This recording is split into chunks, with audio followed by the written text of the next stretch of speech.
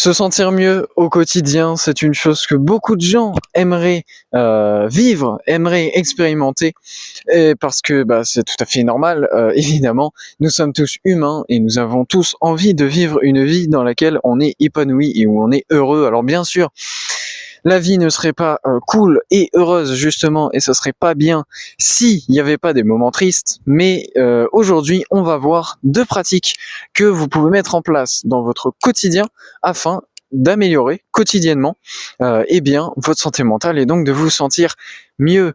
Et oui, ces deux pratiques, elles sont pas très longues et surtout, elles vont vous permettre au cours de votre journée, à un moment aléatoire de votre journée, boum, vous allez revenir à une de ces deux pratiques ou les deux en même temps, et ça va vous permettre à ce moment-là, d'avoir un petit regain de bonne humeur, un petit regain de joie de vivre comme ça dans votre petite journée, un petit boost comme ça. Je vous dis pas que vous allez être heureux toute votre vie et à chaque instant, mais ces deux techniques, elles vont vous permettre de l'être plus souvent. Ça, je n'en doute pas, parce que si vous ne faites pas ces techniques, le fait de les faire va faire que vous serez plus souvent plus heureux et plus content d'être sur cette planète et de vivre. Ces deux pratiques, vous vous en doutez, j'en ai déjà parlé dans plusieurs épisodes du podcast, et notamment dans ceux concernant la santé mentale, bien sûr. Ces deux pratiques, on va les voir tout de suite, parce que la première de ces pratiques, c'est une pratique extrêmement connue, évidemment, la méditation. Alors la méditation, souvent quand on l'évoque, ça peut paraître un peu enquiquinant, ça peut être quelque chose qui est vu par, voilà, c'est des gens, c'est des quarantenaires qui font ça, qui font leur petit cours de méditation comme ça, non, voilà, la méditation, tout le monde doit la faire, parce que tout le monde peut la faire. C'est hyper important de méditer. Mais l'avantage de la méditation, c'est quoi? C'est qu'il n'y a pas qu'une seule forme de méditation. Il y en a des tonnes. Il y en a tellement que j'en connais pas un dixième. Voilà, ça c'est sûr et certain. Ce qui est sûr, c'est que il y en a tellement qu'il y en aura forcément une qui vous plaira.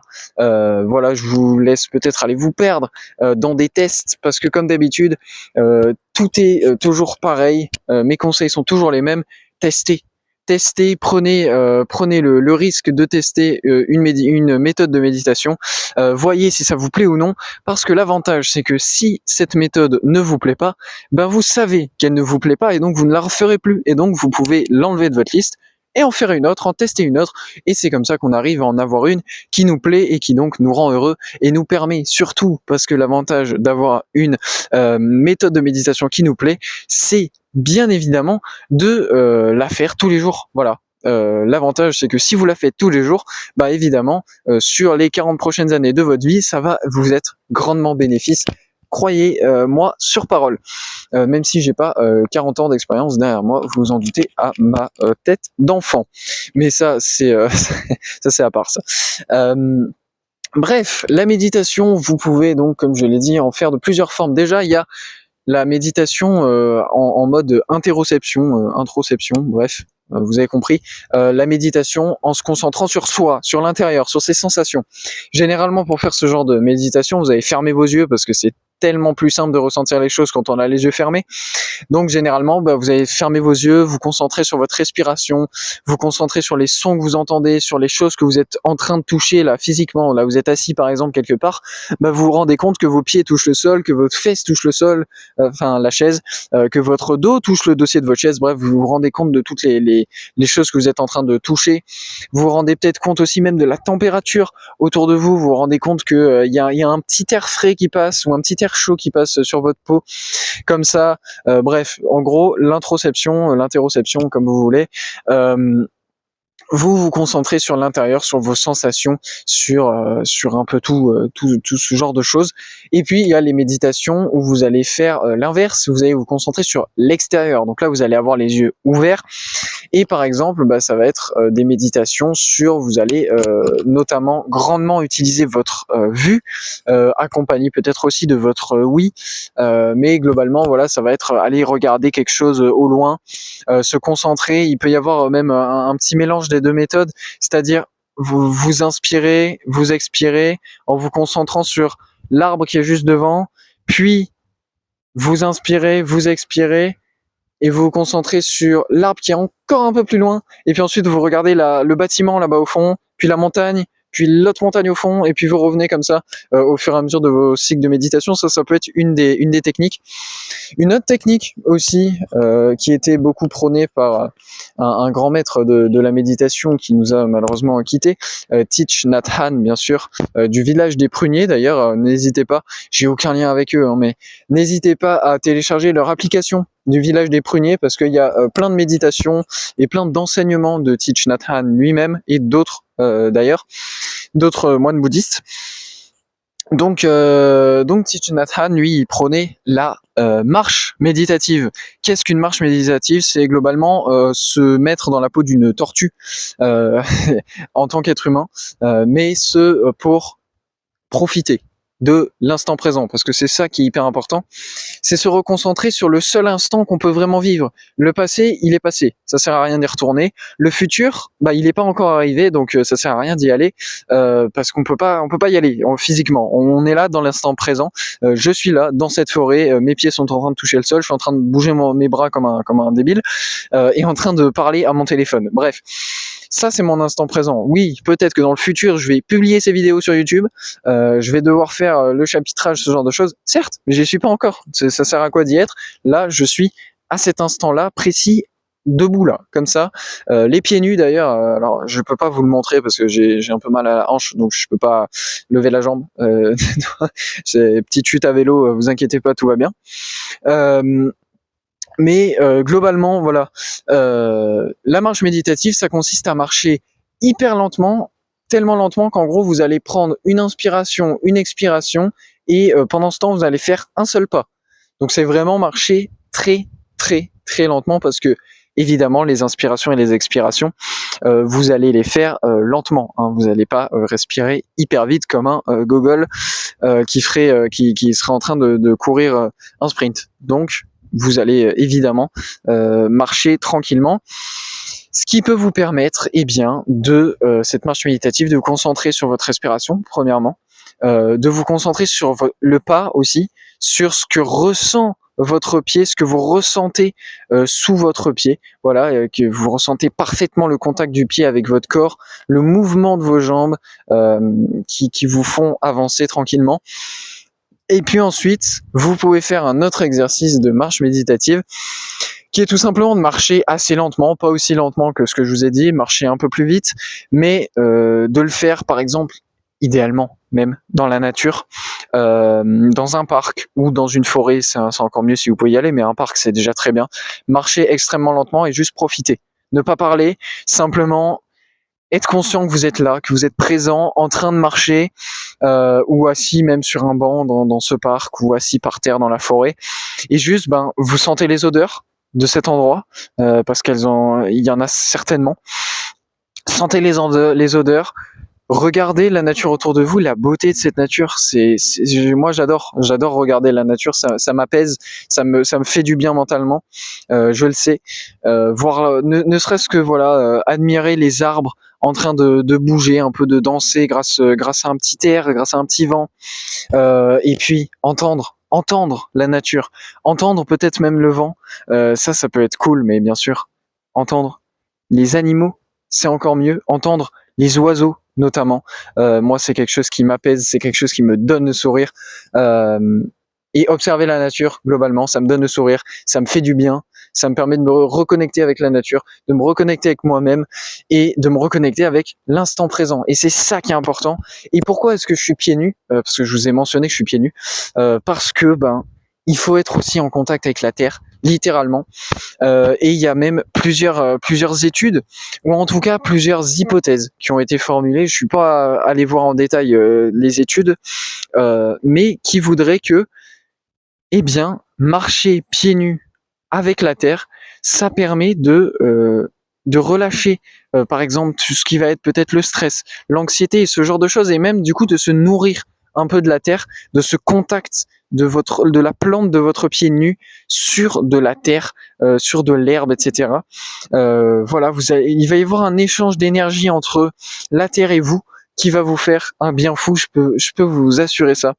Ça fait plaisir de pouvoir marcher sur de la terre, de pouvoir sentir la terre, de pouvoir sentir l'herbe. Et même si c'est mouillé, même si c'est un peu de la boue, etc., mais ça fait plaisir. Voilà, moi je suis désolé. Très sincèrement, le fait de faire ça, ça permet d'augmenter énormément votre relation avec vous-même, avec l'instant présent et votre santé mentale.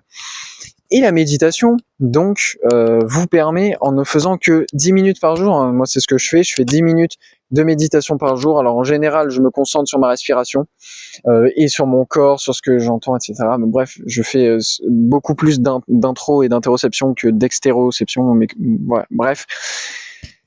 Et ça me permet, comme je vous le disais en intro, eh bien, à un moment aléatoire de la journée, alors que je suis pas du tout en train de méditer, d'un coup, pam, interrupteur qui s'allume, qui permute et qui commute peut-être. Bref, vous avez interrupteur qui fait que, hop là, je me reconnecte avec ma respiration à l'instant présent et d'un coup, bam, je tourne la tête, je sens mon corps, je regarde autour de moi, je sais où je suis, je me rends compte d'où je suis, ce que je suis en train de faire, ce que j'ai autour de moi, etc. Et en plus, bam, eh bien, c'est là que la deuxième pratique intervient très souvent parce qu'elles sont souvent très liées.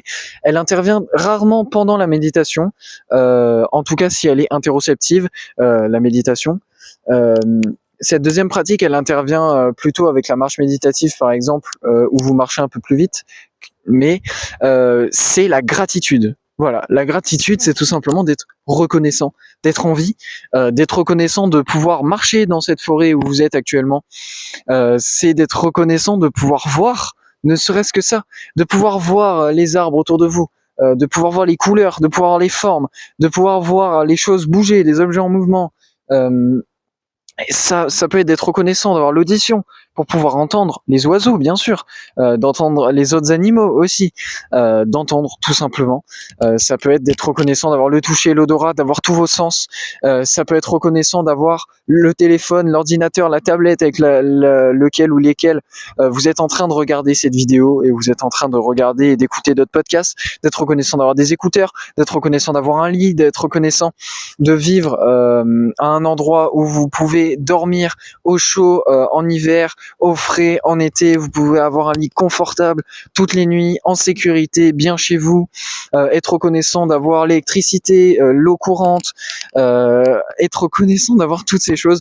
Bref, et donc en gros, lorsque vous vous reconnectez là, à ce moment aléatoire de la journée, au moment présent, vous prenez une grande inspiration, vous observez autour de vous et puis vous souriez naturellement parce que vous êtes reconnaissant d'être là, vous êtes reconnaissant d'être en vie, vous êtes reconnaissant d'être capable de vous asseoir, de vous lever, de courir, de monter des escaliers, de sauter, de ci, de ça, d'attraper des objets, bref, vous êtes reconnaissant d'être en vie. Et ça, bah c'est hyper important.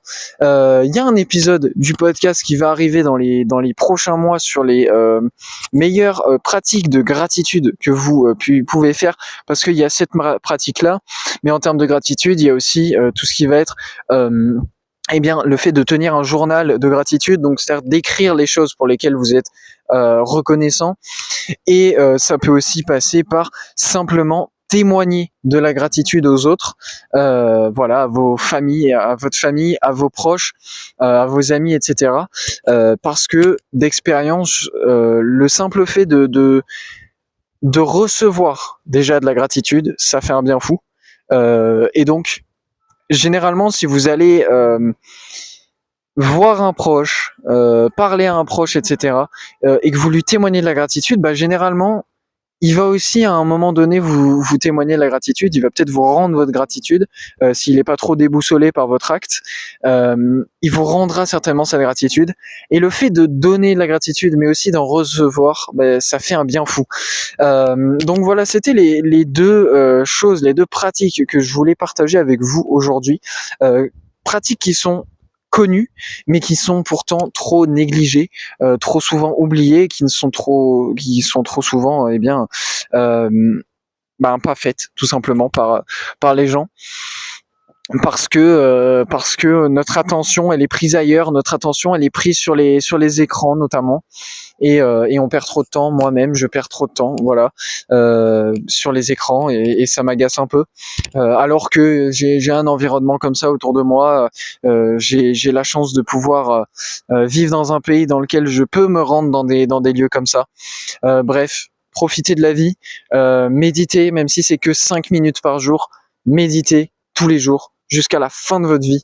Vous le regretterez pas, ça vous fera passer une meilleure vie, vraiment, parce que la santé mentale, le bien-être mental, c'est hyper important, évidemment. Sinon, ce serait pas un des 4 piliers de la santé, vous vous en doutez. Mais voilà, il faut être bien dans sa tête, parce que quand on est bien dans sa tête, on va être bien dans son corps, et on va être motivé à améliorer tous les autres points de notre santé, si c'est pas déjà fait, ou de les optimiser en tout cas. Donc faites ça, soyez reconnaissants d'être là aujourd'hui, de pouvoir encore être sur cette planète.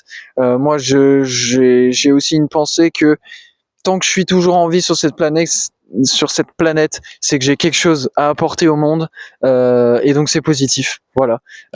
Tous les jours, je me réveille, jusqu'au jour où je ne me réveillerai plus et que mon devoir aura été accompli. Mais tant que je me réveille, tant que je suis capable d'être en vie et de faire des choses, ça veut dire que j'ai encore ma pierre à l'édifice à apporter, et c'est jamais trop tard. Voilà, que vous ayez mon âge, que vous soyez plus jeune ou que vous soyez plus âgé, c'est jamais trop tard. C'est jamais trop tard pour changer ses habitudes, c'est jamais trop tard pour apporter sa pierre à l'édifice. Voilà, donc kiffez la vie, méditez tous les jours, faites de la gratitude tous les jours, voilà. Et puis moi je vous remercie. Comme d'habitude, voilà, je suis reconnaissant envers vous, reconnaissant que vous regardiez mon contenu, et j'espère surtout que mon contenu peut vous aider, bien sûr, à améliorer votre vie, votre santé, etc. Bref, sur ce, je vous donne rendez-vous la semaine prochaine pour évidemment un nouvel épisode du podcast, de nouveaux formats courts. Et puis, comme d'habitude, je vous souhaite évidemment une excellente soirée.